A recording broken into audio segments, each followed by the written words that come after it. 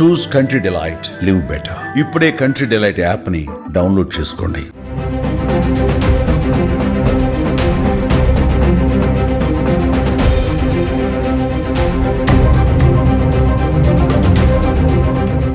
అందరికీ నమస్కారం. నేను Swaroopa Potlapalli. Welcome to Suman TV. Social media open చేస్తే చాలు నెల్లూరుకి చెందిన Disha app Aruna private videos, రాసలీలలు అంటూ అనేక వీడియోస్ కనిపిస్తూ ఉన్నాయి.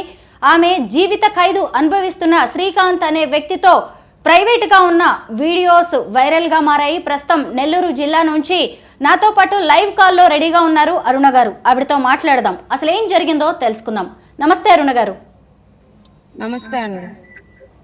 మీరు కూడా చూసి ఉంటారు, మీరు హాస్పిటల్లో శ్రీకాంత్ అనే వ్యక్తితోటి, ముఖ్యంగా అతను జీవిత ఖైదు అనుభవిస్తున్న వ్యక్తి, అలాంటి వ్యక్తితో మీరు ప్రైవేట్గా ఉన్న వీడియోస్ బయటకు వచ్చాయి. అవి ఎప్పటివి? అవి లాస్ట్ ఇయర్ డిసెంబర్లో లేకపోతే జనవరిలోగా, నాకు డేట్ అయితే కరెక్ట్గా గుర్తులేదండి.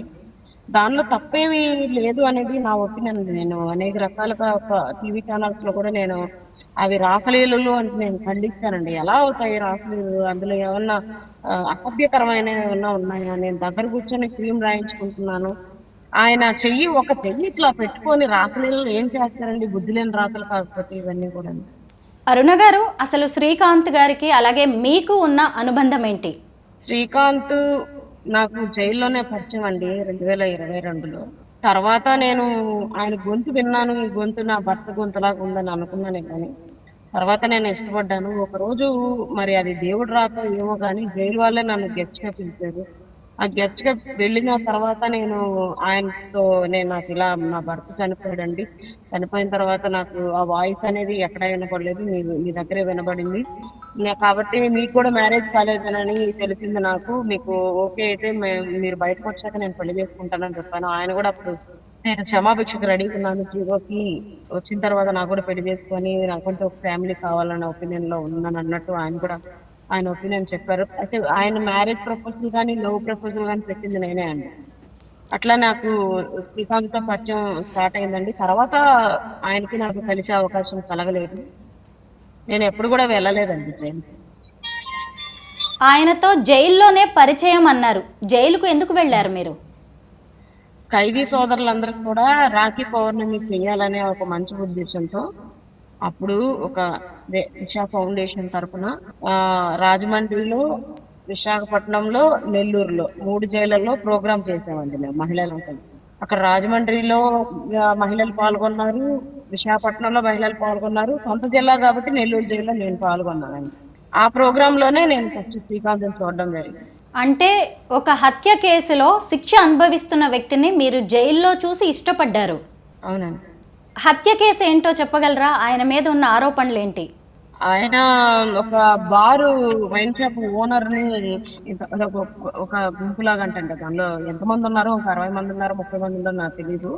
మందు దగ్గర ఏదో డబ్బుల దగ్గర ఏదో గొడవ పడి ఆ గొడవలో కొట్లాట జరుగుతుందండి. ఆ కొట్లాట జరిగినప్పుడు ఆ కొట్లాట జరిగిన తర్వాత ఆయన చనిపోతాడు. అదండి కేసు అది.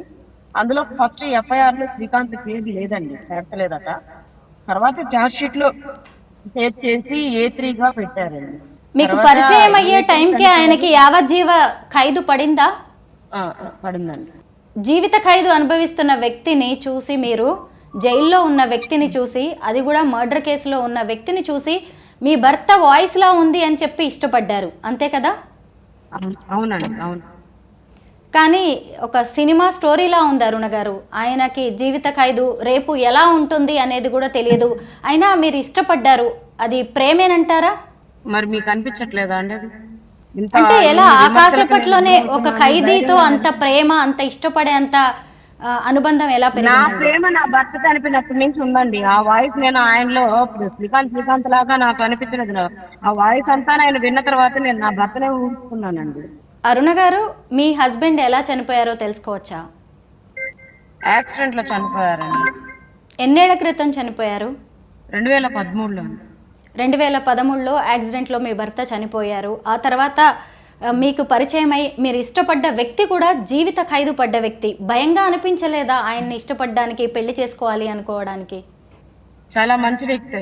మీకందరికీ ఆయన ఈ పేపర్ వాళ్ళు రాసినట్టు ఆయన కరడుగట్టిన నేరస్తుడనో లేకపోతే రౌడీ షీటరనో మీకందరికి అనిపించేమో మాత్రం చిన్నపిల్లడితో సమానం అండి. ఆ జైలు కంటే ముందు మీరు ఎప్పుడైనా శ్రీకాంత్ గారిని కలవడం కానీ అతని గురించి వినడం కానీ జరిగిందా? లేదండి. ఆ తర్వాత మళ్ళీ అలా కలుస్తూనే ఉన్నారా అండి ఆయన్ని? తర్వాత జ్ఞాపకం చేసిన తర్వాత కలవలేదండి. ఇంత కలవలేదు. పెళ్లి చేసుకోవాలి అన్న ఉద్దేశం అయితే ఉంది ఆయన్ని. తర్వాత ఆయనకి చెయ్యి బాగలేకుండా వచ్చిన తర్వాత ఒకసారి వాళ్ళ ఫ్యామిలీ మెంబర్స్ రిక్వెస్ట్ మేరకు కేర్ టేకర్ కావాలన్న తర్వాత నేను హాస్పిటల్కి వెళ్ళానండి. హాస్పిటల్కి వెళ్ళి ఆయన చిన్నపిల్లని చూస్తున్నట్టు చూస్తున్నాను. ఈవెన్ యూరిన్ ఆయన బాత్రూమ్ అయినా కూడా డైపర్తో సహా నేనే మార్చాను. చంటి పిల్లని చూస్తున్నట్టు చూస్తున్నాను. అరుణ గారు, చాలా ఆశ్చర్యంగా అనిపిస్తోందండి. సినిమా స్టోరీలా ఉంది. మీ భర్త పోయారు, జీవిత ఖైదు అనుభవిస్తున్న వ్యక్తిని మీరు ఇష్టపడ్డారు, మళ్ళీ అతన్ని పెరోల్ మీద కూడా తీసుకొచ్చారు. అయితే మీరు ఆయన్ని పెరోల్ మీద తీసుకొచ్చిన విధానం మీద కూడా అనేక ఆరోపణలు వస్తున్నాయి.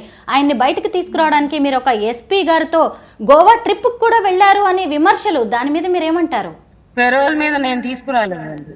అది నేను నన్ను ఎన్ని సార్లు అడిగినా నేను అది ఒప్పుకోనండి. పెరోల్ నాకేం అధికారం ఉంటే నేను తీసుకొస్తానండి పెరోల్.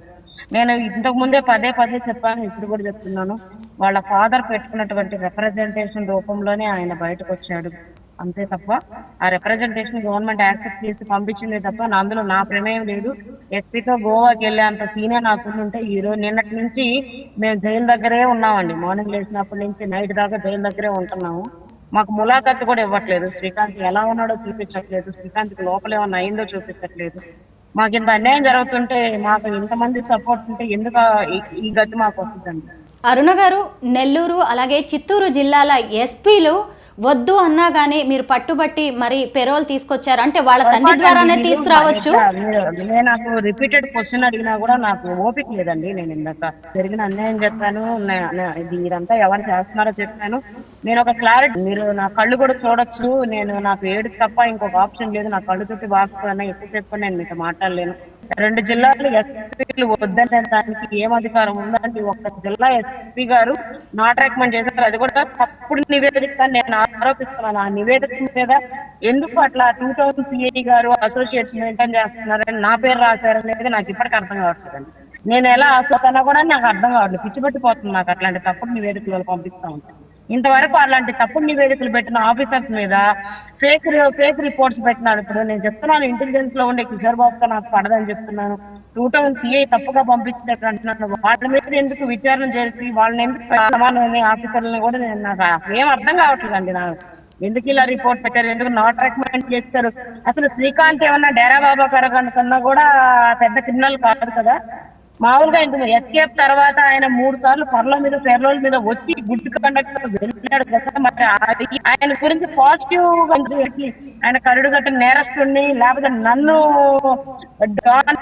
లేడీని కిలాడిని చేయాలి. నేను క్లారిటీ ఇచ్చానండి.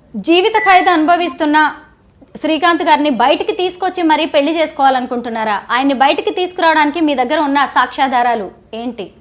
దేవుడు ఒక మార్గం చూపిస్తాడండి, భగవంతుడు ఒక మార్గం చూపిస్తాడు. ఆ మార్గంలో వెళ్ళి శ్రీకాంత్ నేను కలవాలని భగవంతుడు రాసి పెట్టి ఉంటే ఖచ్చితంగా మేము కలుస్తామండి.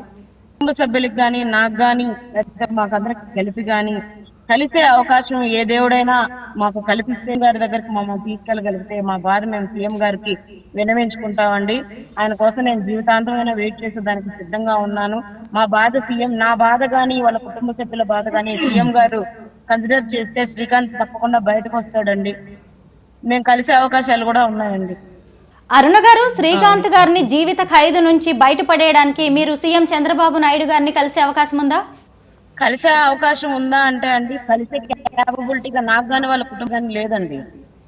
ఇప్పుడు ఇప్పుడు నేను పడుతున్నటువంటి ఆవేదన వాళ్ళ కుటుంబ సభ్యులు పడుతున్నటువంటి మానకన ఎవరన్నా కన్సిడర్ చేసి తీసుకెళ్తే తప్ప మాకు అలాంటి అవకాశాలు లేవండి. మీరు గత ప్రభుత్వంలో వైసీపీలో పనిచేశారు, దిశ యాప్ చైర్మన్ గా కూడా ఉన్నారు. ఇప్పుడున్నది టీడీపీ కూటమి ప్రభుత్వం, మీకు సహాయం అందుతుంది అనుకుంటున్నారా? ఏమండి, నాకు వైసీపీతో జర్నీ మీరు చూసుకుంటే ఎలక్షన్స్ ముందే నేను వైసీపీ రాష్ట్ర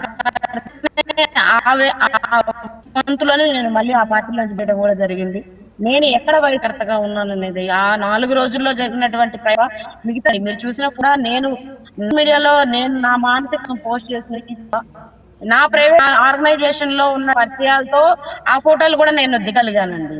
కన్సల్టెంట్ ఎమ్మెల్యేలు కాకుండా మహిళల పరిచయాలతో దిగి వైసీపీ కార్యకర్తను లేదా వైసీపీ నాయకురాలను నేను కాదు. కాకపోతే ఆ పార్టీలో ఉన్నటువంటి ఒక నాయకుడు నన్ను ఇబ్బంది పెట్టాడు. ఆ నాయకుడిని తొక్కేసి నేను అక్కడ నా లోకల్లో నేను పేరు సంపాదించుకునేది అయితే వాస్తవం అండి. అంతేగాని నేను కరుడు కట్టిన వైసీపీ నాయకురాలను లేకపోతే దిశ చైర్మన్ నామినేటెడ్ పోస్ట్ అని మీరు భ్రమలో ఉన్నారు. అది కాదండి, అది నా స్వచ్ఛంద సంస్థ. అది హైదరాబాద్లో దిశ హత్య కేసు జరగడంతో మళ్ళీ ఆడపిల్లల మీద ఎలాంటి లైంగిక వేధింపులు హత్యలు లాంటివి జరగకూడదని ఆంధ్రప్రదేశ్ ప్రభుత్వం ఏకంగా దిశ చట్టాన్నే తీసుకొచ్చింది. దిశ యాప్కి మీరు చైర్మన్గా ఉన్నారు. ఆ దిశ ద్వారా మీరు ఏం చేశారు పనులు? నేను అసలు దానికి చైర్మన్ గా ఉన్నానని మీకు అసలు ఎవరు తప్పుడు సమాచారాలు ఇచ్చారు నాకు అర్థం కావట్లేదండి. నేను అఫీషియల్ ఫ్యామిలీ కౌన్సిలింగ్ మెంబర్ గా నెల్లూరు దిశ పోలీస్ స్టేషన్ కు ఉన్నాను. నేనెందుకు మొత్తము ఆ యాప్ కి చైర్మన్ గా నన్ను ఎందుకు చేస్తారు?